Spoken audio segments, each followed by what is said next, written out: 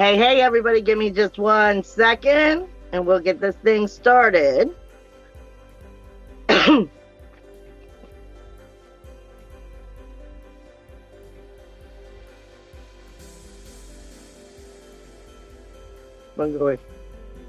right, because I always try to make sure I'm posting it out to my pages as well as I start.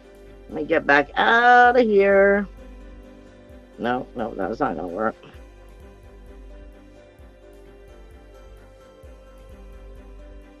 Freaking phone. Hey, everybody.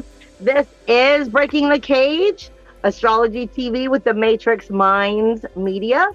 And this is for the week of November 6th through the 12th. Now, it's eclipse week, and I don't know about you, but I've been feeling that eclipse energy. I've been feeling the lesson. I've been feeling the twists and turns of it. So I don't know about you, but we're going to get into it here in just a second. Before I do, I always go through and I give out some information. Hold on 1 second. I recently just washed my dreads, and they're like a little heavier than usual at the moment, so I'm trying to adjust. Okay. I always throw out there for everybody when they're first coming in to see the show, this is Matrix Minds Media. So for those of you who, definitely always follow Matt and everything that Matt does, remember, he does everything off of donation. And I know a lot of times people want something in return for their money. So, go back and check out. He's always wrapping necklaces with crystals. He's incredibly picky and anal retentive about these crystals, because if they don't call to him, even though he knows they're for someone else, if they don't call to him, he doesn't get them. And then he puts his heart and his effort into them before he sells them to you all. He goes through a whole ritual of cleaning and so forth. So, anytime you're doing anything like that, or you're looking on his, his swag shop, where he has t-shirts and stuff along that line, he always gets a kickback to it, because like I said, it's not like we get a whole lot of money for coming out here and doing these things, but we love you, and we always want to make sure that we're bringing you as much energy and truth and getting us through this. We are a tribe. We're working together. So if there's no donations there, you might be interested in a crystal necklace or something. I just always throw that out there to help out Matt. With that being said, I had a major change happen in my life this week, but I do feel like it is a blessing. I feel like it was like one of those moments where your spirit guides just picked you up and say, hey, we're going to put you back over here. Now go that way. And so I've had a major redirection. And so you probably will be seeing more of me, on my own pages, because I'm going to be coming out with new things. I am going to be doing a weekly drum circle, even though it's just me. I'm not going to have other people doing the drum circle, because I'm going to be doing it live, where I will be creating rituals and ritual work to go with the drum circle, bringing in healing and prayer. And please, keep an eye out for that, because I haven't finished putting all of that together just yet, but I am going to make it a weekly thing, probably about a half hour, sending out, that positive vibe, that positive energy. And if you want to take part of it, there'll be a way. You just have to keep an eye on all of that stuff.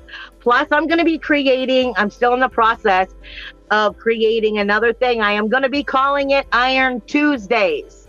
And it has everything to do with with the planet of Mars. It is going to have to do with ritual work that's going to deal with Tuesday energies, but let's not just get it in that idea of ritual work. We're also talking about it from the cycle of life. You have to understand the planet Mars is also dealing directly with cast iron or iron. And so we're looking at it. This is why I'm calling it Iron Tuesdays. I'm looking at it from the perspective of when we get into the stars and the planets and so forth. Iron has a lot to do with when a planet is coming into its beginning of its death, which also starts to create eventually a supernova. We also look at it from in our health and how it helps us with oxygen, but it can be too much as well and cause problems. So this has to do with iron being strong. We're looking at us and our armor, so to speak, our iron armor, and how we're going to keep our lives working in the most positive, healing ways, finding the courage, the strength, the banishment if necessary. We're going to start moving into this. I'm still working on it, but keep an eye on it. I will be bringing out Iron Tuesdays, as well as, if you follow me already, you know that unless a situation has come up, I already do Thursday Thunder with Kelly. All of this is going to be taking place on my page or pages, and you'll be able to find more about that stuff. As well as I always say, if you go to the Matrix, if you go to my Etsy shop and you put in all caps, you could get 20% off through Matrix Minds when you put Matrix Minds, all caps, in on many of my products at the Etsy shop. However, I get a lot of times people wanting to set up appointments with me for my mentorship, which is typically an hour long, transiting or astrology charts, the moon phases, all of that stuff. A lot of times people just come to me directly here on Facebook. Either way, we can hook you up, and I'll be more than happy to work with you. With that being said, y'all know how this goes. I need to have a sip of my drink before I get into this week. Hello, all my beautiful people. I see you guys saying hello. Not going to name each one of you, but I see you, and I do love you, and I send you guys much love and respect. And like I said, oh wow, this energy. I have a secret thing where I just love ice. I'm sorry, but I love it. So I had to get myself a little piece of ice. All right. Now, forces are at work. Now, I have been saying plain and simple for the longest time that, we see eclipses every year. That's not such a big deal, but these eclipses are just bonkers. But it's taken many eons, many thousands of years for the planetary alignment to line up for this kind of funky junk. And this kind of funky junk is the kind of funky junk, literally is like your guides picked you up and put you over here, just like what happened to me this week. And sometimes this is a bittersweet sorrow. Sometimes there's a big shifting change that takes place. But we have to remember, 90% of the time, we get that curveball. It's because it's meant to put us in the right direction. And some people aren't feeling anything at all. Some people are majorly going through things. It just depends on the way your life needs to be tweaked. Period. However, these eclipses are all about making sure you are making it through that final porthole, because I promise you there is energies coming in the beginning of next year, and those portals of ascension are about to slam shut. And this is going, did you miss anything here? Did you miss anything on that upgrade of vibration? And if so, let's just hunker down on it. Let's hit you hard with it and get you over that hump so you make it through this right now. No more closed eyes. This is definitely the 8th house of Scorpio. I know that the eclipse is taking place on the 8th at about 6:02 a.m. And it's taking place in a full moon in Taurus. However, I promise you, this week is still about Scorpio and everything that's going on with Scorpio. Not to mention, you don't have a lot of time here in this energy either. In the sense of, next week, Mercury and Venus both pull out of Scorpio, move into Sagittarius, and the week after, the Sun does it. So you're getting hit with that lump, boom, right now. And Scorpio, the problem with Scorpio at the moment is the fact that it's a problem, but it's not a problem. It's funny how enlightenment works. It's funny how ascension works. And it's because the South Node is here. The South Node is everything that you're good at, but it's not good for you. Everything that you've gotten in a comfort zone about, everything that you've gotten to where it's beyond comfort zone. You've made home in that comfort zone. It's like, I saw a meme the other day, and it was like, I hope that, you eventually learn to leave the cage before you make it your home. This is the energies we're talking about. Before you've climbed in and you're ready to settle. This is not about settling. This is about taking action, but doing it wisely. All right, let me go back and see where I'm at. My guides give me, first and foremost, for this week, they do give me, I have a lot of spirit guides. I have a lot of animal guides and so forth, and I have pterodactyls coming in like nobody's business, just flying. And I do see warriors on them. So this is a good thing, but this is also speaking to us of keen observation. Keen observation. Very good observation about what you're speaking about. But in many other cultures, the pterodactyls are viewed as another name, and I forgot what that name was, but they're also viewed as another name, and those ones are known for camouflaging in the trees before they come out and, you know, do what they're going to do, whether it is their prey or the situation. They're also known as, a lot of Native Americans, I believe it was known, maybe I have the tribe wrong or the information wrong, but I remember that there's also offerings that were given to the pterodactyls, you know, in the boat for, you know, safe passage across the water. This also speaks of your emotional indifferences. Safe passages through your emotional indifferences, not just the water on land, from land to land. This is as you make your travel, getting the keen observation that you need to put you in the right path. It speaks to us of the surprise and the mystery that is coming. It speaks to us of elusiveness, protection, and ancient knowledge. It also speaks to us, because of the energy in which it is, of somewhat of devilish behavior and vampirism. But remember, they are such a large known idea of an animal, such a prehistoric idea of an animal. It is not a bird, it is a reptile, which also places it into the need of heat.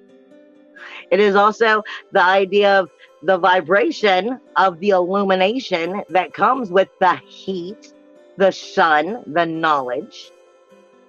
It also speaks to us of ascension, higher perspectives of the spiritual realm. But when the pterodactyls come as guides, they're also reminding you of clarity and releasing what no longer serves you, because you can't stay high up in the sky if you're weighed down. It's reminding us to take stock in what it is we are thinking and paying attention to our emotions. Are we allowing them to drive us? Then I am directed back to the idea of what the full moon in November is.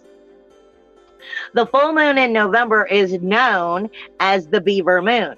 This takes me all the way back to 2020, according to my guides. This is the way they're giving it to me. Because back in 2020, I started warning in 2020 that we were going to start to see, we were given an option right when it began, technically before then, of realizing that there would be, because the way they were giving it to me was reminding me of the Great Depression, reminding me of the energies of that Great Depression from so far ago. And they were reminding me in 2020 that we are taking another look at it. This is speaking to the energy of the recession in what you are seeing. The beaver moon was originally given its name, the beaver moon, because back in that time, this was the time for hunting and for more or less making sure you were collecting everything you needed, you know, gathering everything you needed. It was considered the beaver moon because of the skin that you could get, the furs that you could get to help keep you warm through the winter. So this is speaking to us directly about making sure that you are, you know, on a materialistic level, on a three-dimensional level, as well as ego. Where are you in your protection and your gathering? You know, like animals, you know, gather all of their, before they go into hibernation. Before they go into hibernation, they're getting everything they need to make it through the winter. Are you?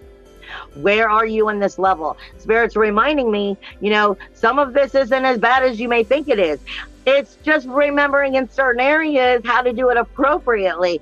And like they were using for me, like I have a bad habit of wanting the quick and the easy, and that's part of the problem. We've gotten used to the quick and the easy, in the sense of, like, I like pancakes, okay? So like I'll buy the frozen pancakes instead of making it myself. They're like, but you know how much longer it lasts? The money you save over time? This is the thing that they're saying. As far as the beaver moon is going, into the idea of we're going into the winter, the recession, we're looking at it from that perspective. Make your money last, make your situation last, stock up and take care of your own, because your home here and your family is very important. But what they also remind me is, I told you back in 2020 that they said we did it wrong the first time. This is part of what the Great Depression was about. We did it wrong. We were too egocentric the first time. We were too materialistic the first time. Getting all in that roaring 20s, showing off our asses, partying and dancing and buying all the flat stuff and, just being all, look at me, look at me, look at me. Where was the soul? The soulful connection could have helped so much in that time, but we weren't ready. And that is part of what Spirit is reminding me with this beaver moon, because we're not looking just at the beaver moon, we're looking at an eclipse of 6-month energy. And this is speaking to us of understanding beaver represents teamwork. Beaver representing and acknowledging your individual talents and what the individual brings to the table. It speaks to us of our creativity. It speaks to us of our persistence. It speaks to us of creating harmony by acknowledging and rejoicing in each other in the ways of teamwork, and not losing track of how important individuality is, because it brings more things to the table. With that being said, is there anything I'm missing? All right, going into the blueprint. I always do the blueprint first in case you've never watched the show before. The blueprint is where I'm looking at the body itself, not the astrological energy. What is the astrological energy, but where it takes place in the body. Now, I will always tell everybody when I do the blueprint, as I do this show, each person has their own individual program in which they are running on. So your natal astrology is your natal blueprint. So everybody's program is slightly different. I can only give you, from this perspective, the universal blueprint of what the transiting energies are doing inside of our body and then how that may affect us in our chakras and so forth. But I cannot connect it with your natal blueprint because I do not have it. So, and I do them. If you are interested, you can always contact me and I will be more than happy to go through and do your natal blueprint. It also tells us of warning signs for healthcare and so forth, healthcare, illnesses, diseases. It will give you ideas of how to help your physical body rise to its highest vibration by understanding where some of your areas, you were born with areas that work against you. And what can we do about that? But with that being said, Chiron, the wounded healer, is literally on the tongue. It's on the tip of your tongue, literally, this week. So this is speaking to you of, will you not be able to speak, or are you speaking too much? Chiron, the wounded healer, he's called the wounded healer because he's great at pointing it out for everyone else, not so good at doing it for himself, which most likely speaks of not speaking up. Unless you're one of those who don't know how to shut your trap. I'm sorry, but that's the way it is sometimes. Don't know how to shut your trap and actually hear what's being said to you. But 90% of us are still working through levels of insecurity of learning how to move into the directions in which we are moving into. Spirit just said it has a lot to do with self-sensitivity right now, and not knowing about your own comfort zone, not knowing how you truly feel in the depths of you. And then, well, will you be able to speak up? Because you doubt yourself. The only thing that you are going to get from doubting yourself is lack of movement, is slowing you down, and distraction. Because all it's doing is tapping you into your ego a little bit more, putting you more into panic, denial, desire of, what does everybody else want or need? That's taking you away from what you truly know, truly feel, truly desire. Are you speaking not just your truth, but from your heart? Are you speaking what you need in here? And what is going on in here? Because that's very important. Chiron, the wound healer, is on the tongue. It's on the tip of your tongue. But what will you do with it? You also have Uranus and the North Node, which is literally on the tonsils, which also has to deal with your breathing and your vocal cords, your ability to speak in general. But it's also the nerves of your neck, which is going to lead us to that throat chakra. All of this is dealing with the throat chakra. It's your creative expression, but it's also dealing with the zeal point. The zeal point is right at the back of your head. And this is, what are you hearing? What are you speaking? Are you speaking from a low vibration? Or are you speaking from a high vibration? Are you allowing yourself to hear only low vibrations? Or are you not accepting the low vibration anymore? And we're only gonna take in the higher stuff, because the zeal point opens you up for psychic attack when you are not protecting it. And when you are awakened, it is your responsibility to protect you. When you're still asleep,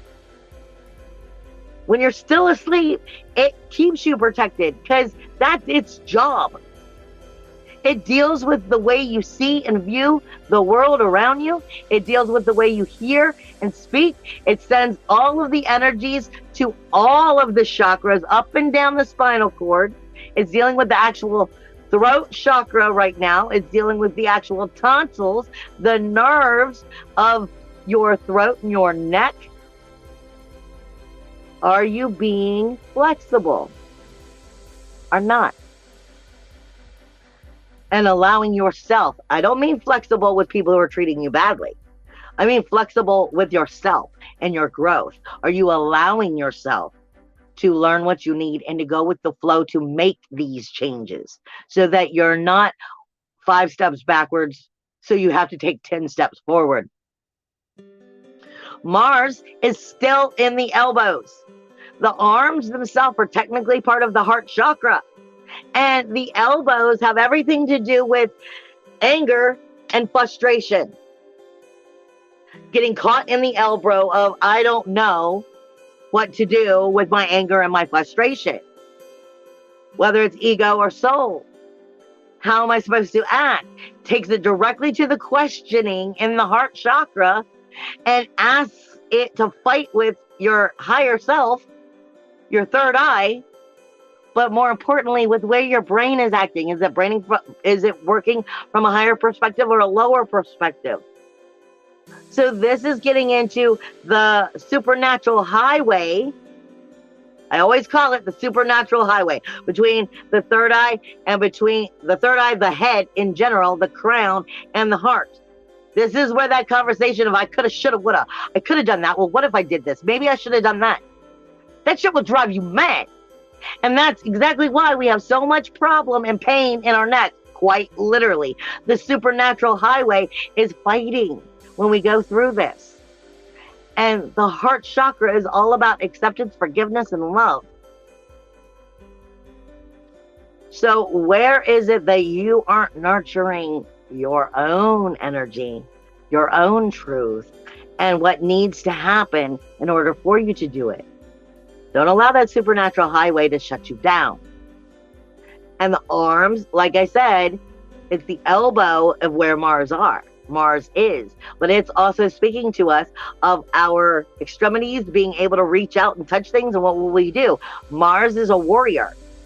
Mars is your passion, your action, your aggression. But it's also your inner warrior. How in control are you of your own arms and hands, especially if somebody else's mouth is setting you off. Then we have Lilith and Pallas. Lilith and Pallas. Pallas is technically Athena, the warrior goddess. It's strategic thinking, sitting on top of Lilith. In Cancer, your digestive system, the pancreas energy, with Ceres also in Cancer, in the gallbladder. I mean, not in Cancer. Ceres is in Virgo. Virgo's the only thing that's not really talking to anybody. But you have Pallas and Athena. Pallas, Athena, the warrior goddess. You have Lilith, very submissive in this energy, not her normal self. Very submissive, more nurturing than normal, where she needs to pull back and do some self-love here.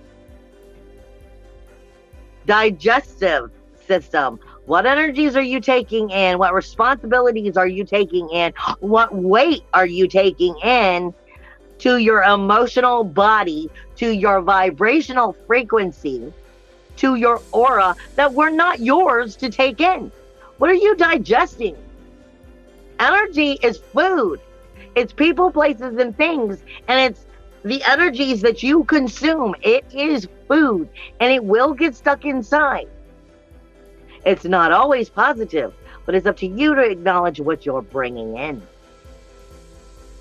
So there's some walls, some boundaries need to be shifted so that the digestion is better. Ceres is in Virgo again. That is technically, for where she's actually at, that's the gallbladder. And this has everything to do with the way the digestive system is happening, breaking down the waste and getting it out of the body. Same kind of story here. You have Ceres is karma. She speaks to you about what you're nurturing or what you're neglecting. Are you nurturing yourself or neglecting specific physical body things by the energies that you are consuming and allowing in your life? I say it to people all the time, you forget stress can do so much and it doesn't show itself till later.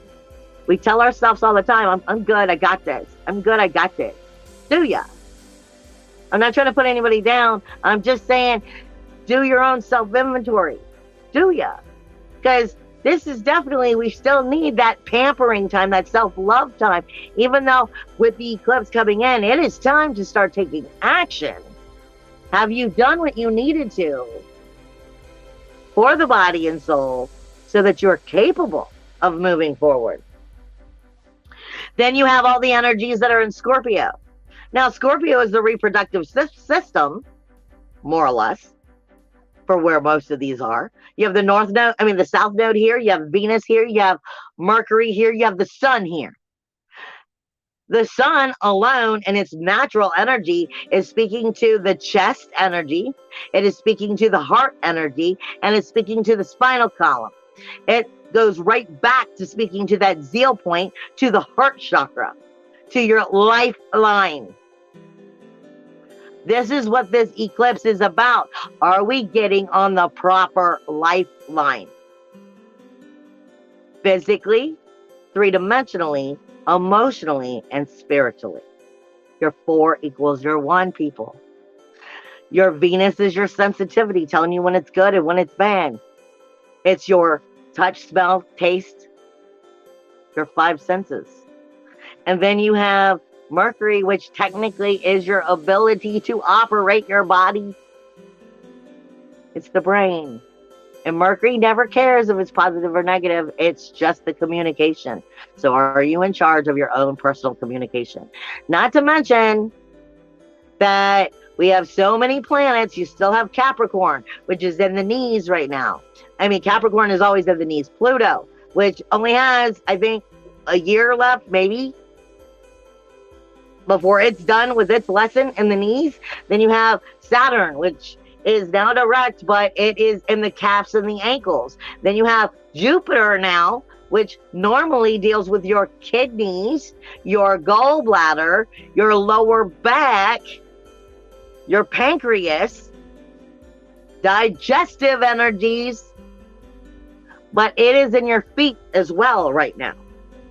And your feet energy have your feet and your legs, and from your hips down is most of our lower vibrational frequency energies.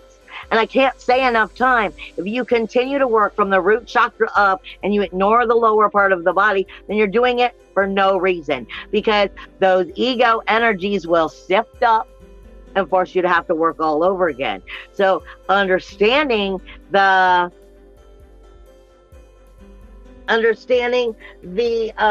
insecurity that is coming from it, the jealousy that is coming from it, the inferiority that we have inside of ourselves, the helplessness that we are holding on to, inadequacy that we hold on to, all of these things that we hold on to in our emotional indifferences that keep us from believing in ourselves and keep us fighting and doubting everybody else.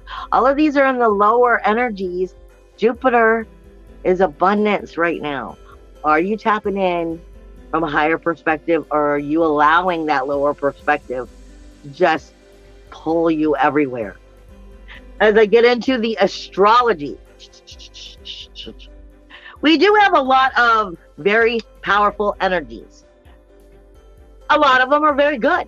A lot of them are very positive. I mean, don't get me wrong, we have some funky, nasty negatives. But I'm going to go through the positives first. And I will be the first astrologer to tell you that I do not always follow your normal aspects. I learned most of what I learned through astrology from dealing with my spirit guides.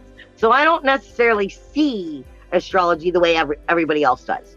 I try to, but what I was taught to pick out is where I stick. Okay? So I see chain reactions, is what I call them, that don't necessarily have, you know, a name or an aspect idea other than what I was taught. And this is one of those powerful combos. These are very positive, powerful combos, but it has unpredictability in it. And just like last week, you still have a lot of unpredictability coming in. But unpredictability literally has to do with your manifestation, with you being in charge of you being in charge of your thinking, your creating of your reality, and controlling your own emotions, and knowing how to direct what you are being given in energy. If you're allowing it to just go with the flow, that unpredictability may go against you. These are technically good, but like I said, unpredictable is unpredictable, and you are the only one who can actually steer that boat. All right, you have Pluto in the 10th house, which is speaking to Neptune and Vesta in the 12th house, which then is speaking to everything in Scorpio. Like I said, this is unpredictable energy. That south node puts a lot of illumination on what the Venus, on what Mercury, and what the sun is illuminating in that universal 8th house. The 8th house is our joint resources, joint efforts, joint finances. If it's able to rebloom and be strengthened and grow, or does it need to be ripped apart and rebuilt? This is speaking to your 12th house of your grief, sorrow, shame, blame, and insecurity. But it's also the ability to create and bring in healing by addressing the facts of what needs to happen, facing it instead of avoiding it. And then it's speaking to Pluto. Death, decay, and destruction for renewal, rebirth, and regeneration in your outer world. Creating the outer world as you so see fit by having the courage to step into the unpredictable energy and speak your truth. But will you take that opportunity, or will you miss it? Because, like I said, that throat chakra's got that stuff going on this week. It's on the tip of your tongue. Will you use it, and will you use it wisely? The ability is there to make it so, but it's also there to rip it away. You also have another very unpredictable chain reaction, which is meant to be positive if you use it right. It is the North Node and Uranus. This is where the eclipse is going to take place. It is with Neptune and Vesta again, but this time it's speaking with Lilith and Pallas. in that fourth house. The fourth house is your inner emotional security or lack thereof that inner emotional security. This cannot be taken away. Your three-dimensional idea of your home, yes. But you cannot lose yourself. You cannot lose your soul unless you've misplaced it. You've buried it under some rock somewhere. You put it behind, some other skeletons in the closet. Only you can believe in you. And if you don't, then you're going to be stepping further away from your inner emotional security. Now, like I said, that eclipse is taking place in Uranus. In Taurus, with the moon here, putting a whole lot more emotional emphasis on your independence, your individuality, your uniqueness, your freedom. And is it in jeopardy? Do you feel like you're getting backed into a cage, or do you feel like you're coming into your power? Do you feel like you have to attack to be strong? Or are you able to go, no, bitches, I know I got this. Like I said, I got hit with a curveball this week, and my only response was, my guides got me. I don't have to worry about this. I will stay on that high vibrational place. It will come to me because I've said so. I am the creator of my own reality. I will not be brought down. I am just shifting in a new direction. How are you creating this energy this week? Has a lot to do with it. This is a very powerful energy. Like I said, that Uranus energy, that north node, everything you need to learn about your manifestation, about your ability to stand in the law of attraction that creates that self-worth, self-value, self-esteem that will bring it to you, is speaking to your Neptune in your 12th house. But who's here is Vista. Vista has the keys to all the doors. Will you find the key? You have the skeleton key. Just will you pick it up and use it or not? Will you trust in yourself, your inner emotional security, or will you still doubt it? I said Lilith is in Cancer. This is submissive energy. This is, okay, I'll just do as you say. But you have Pallas here, Athena the warrior goddess. I'm sorry, Lilith, but slapping some brains back into this energy and going, love, who are you? You are a fire power.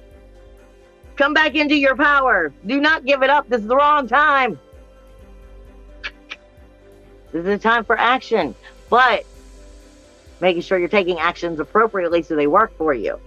You have a grand trine taking place all week, which is Jupiter and Vista and Neptune speaking with that Pallas and Lilith energy, but they're speaking with that South Node, that Venus, that Sun, that Mercury, that 8th house. This is resurrection, redemption, or not setting the proper boundaries and just the end. Scorpio is the death card, remember? Will it just be the end, or will you resurrect? Will you come back? I say a million times, Scorpio also reminds me of what I'm being told for Pluto. Pluto is, though I walk through the shadow of death, I will fear no evil. The only thing you have to fear is not believing in yourself, and therefore nothing will come to pass that you want. This is a time of showing I've done my work. I've been doing my growth. I'm standing in my power. I can claim it. And I don't have to doubt it. And I don't have to act like a freaking banshee or a hyena and attack to get it. I already own my power. This is setting impressions that last lifetimes. Imprinting upon those lifetimes by knowing you have the ability to do so. Pull it from inside. You also have some more unpredictable energy. And I am definitely being told, pay attention to that Mars energy this week. Mars is having a very unpredictable conversation with Chiron. Mars is in the 3rd house. Your communication with your 1st house. Your character, your identification, your view. This is how you look at yourself and the world around you. It is how the world sees you. But what do you see when you think of you? And are you on point? Are you on point or not? Only you know that. And the communication, is it putting you on point in positive ways, or are you actually taking from yourself and not giving yourself enough credit? Then you have Mars speaking with Pluto. Mars is not as powerful as Pluto. Pluto would be the commander. So this is a very positive energy, because any place Mars is not comfortable in, not secure, not fully in his power. Sorry, you got Pluto going, I said no. Get back into the right place. Get right back in formation. We have this. Just don't screw this up. This is about putting you in that right perspective. It's double backing you up. And this is speaking about your communication with that outer world. Taking on the ability not to take it on, again, like a hyena or a lion in a cage, but from your power source. From what can't ever be taken from you. Communicating from your source energy. Knowing what you have to give in that outer world. Taking us back to the energy of the beaver, where I said you get it right. Did we get it? We got it wrong the first time. Are we working as a team? Are we seeing those who are just trying to take advantage of us and push us around? What will you put up with is what you will put up with. This is speaking about having some authority in your outer world. Creating it and being part of it. Pluto's, though I walk through the shadow of death, I will fear no evil. From that outer world with Mars in your communication. Are you going to communicate wisely this week? Then you have Mars, which is also completely having unpredictable energy with everything going on in Scorpio. Illuminating the resurrection. Illuminating the rebirth, or illuminating the fact that it will fail. Pay attention to your gut feeling. That digestive system has Sirius in it. It has Sirius in it. It has Sirius in it, which is nurturing or neglecting. Are you listening to your gut? Are you afraid, or do you not know how to understand your gut feeling? Because like I said, you also have Lilith and Pallas here. Strategic thinking, along with very submissive, wanting to love outward energy. You can love outwardly, but that does not always mean that they love you. So are you going to love yourself first so that you can create and digest and feed yourself the energy you really want? Or will you submissively miss it? Because the opportunities are now. You have Chiron, which is getting along great with Scorpio also. Now see, that's a toss-up. Chiron's the wounded healer in the first house, speaking to you about how you see yourself, who your character is, what you view yourself as, your identity. Maybe they don't see who you really are, but are you letting them? Because like I said, it is Chiron, the wounded healer, doesn't always do so good at healing himself. But we're talking about that 8th house, illuminating everything that needs to be seen, that could create the resurrection or destroy it. It's a toss-up. You have Pluto, which is having the same kind of energy with Scorpio. Doubling down on everything you need to see to create your outer world the way you need to, by showing you where it ain't working and what you have to do. But where are you going to come forward with it? And then you have Lilith and Pallas, again, not getting along with that North Node, not getting along with that Eclipse energy, wanting to give in, wanting to be submissive, wanting to love who maybe ain't loving you.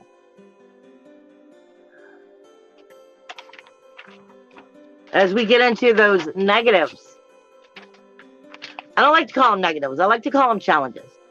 Because the challenges are hard. They're freaking difficult as hell. But when you tackle them head on, and you know, as soon as, like, if you go back and you listen to you heard the video, and then you start to see something that's happening in your life, and you realize the energies are matching. I'm not going to have it exactly right, because it's going to come in a different way for each and every one of you. But when the energies are matching, you're like, wait a minute. It's helping you to attack it head on. It's helping you to get over that hump. Because like I said, next year, a lot of that portal energy, a lot of that ascension energy is going to close. It's going to close up, and it's time to deal with the decisions you made. And you're going to see more people you love fade away. I'm sorry, but you're going to see a lot more spousal abuse. You're going to see a lot more negative things starting to come out. And this is about allowing yourself to shed what's harming you. Get yourself in the vibrational energy that you need to be. I was saying something to my friend the other day, actually a couple of weeks ago. And there's a store that I live close to that just has really bad energy. Just bad. It's close and it's convenient. And I've had to start going, no, I'm not going there anymore. I don't care how convenient it is, because I've been in there with my guard down and got a psychic attack and gotten hit right here by my chest like 2-3 times in the last 2 years. All because I'm lazy? That's what this energy is. It's convenient. Are you going to break the convenience? Are you going to start stepping into the power that you know you are, the energy that you know exists, and what you're going to do with it? Are you going to be responsible for yourself and the energy you choose to consume? I'm not going to go to that store because I keep putting myself up and into it. Why? I don't have to go there because it's convenient. So when I'm in pain, that's convenient. That's what I'm trying to get through your head. Understand that challenges will take you so much further if you can face them in your heart and soul, and you're going to move on so much better. Mars in that communication of the third house of Gemini, Jekyll and Hyde, is having a problem with that Uranus energy where the eclipse is taking place. Jekyll and Hyde, believing in yourself, communicating what you need to hear, not what is going to work against you.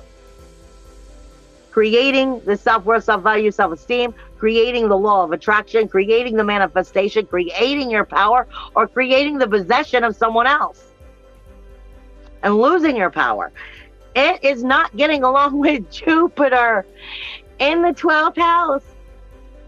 It can abundantly go wrong like that, all because you're in your head the wrong way. Like I said, we have to take responsibility for our energies. You have a T-square, which is Saturn, the rules, walls, and boundaries of that outer community, your groups, your memberships, the committees that you are part of, your work friends aren't getting along with that North Node, allowing you to come into your goals, your dreams, your ambitions, trying to stomp on you, trying to manipulate the situation. Do you have the right groups and membership? Are you a soul tribe, or are you a false soul tribe? And then it's speaking to Scorpio. It's speaking to Scorpio. The resurrection, acknowledging if you have a false soul tribe. Or can it be resurrected? Can it be fixed? Can it be healed? Or is it time to see the truth? Then you have Mars, again. Not to forget, guys, Mars is also in retrograde now. He's going to be in retrograde until the end of the year. He's also speaking to Scorpio. Again, that's heart chakra as well, with root chakra. Speaking about the communication. Everything has to do with, are you going to be responsible for the energy? What will you do with the energy when you take responsibility for it? And how are you communicating it to yourself? Will you continue to stay with energies that are convenient? Or Are you truly in your soul tribe? And then truly going back and forth, truly helping you? Because if so, great. I'm so happy for you. Because that's where we all want to be. But the things need to be tweaked to make sure everybody's in balance. Because that's where we're at.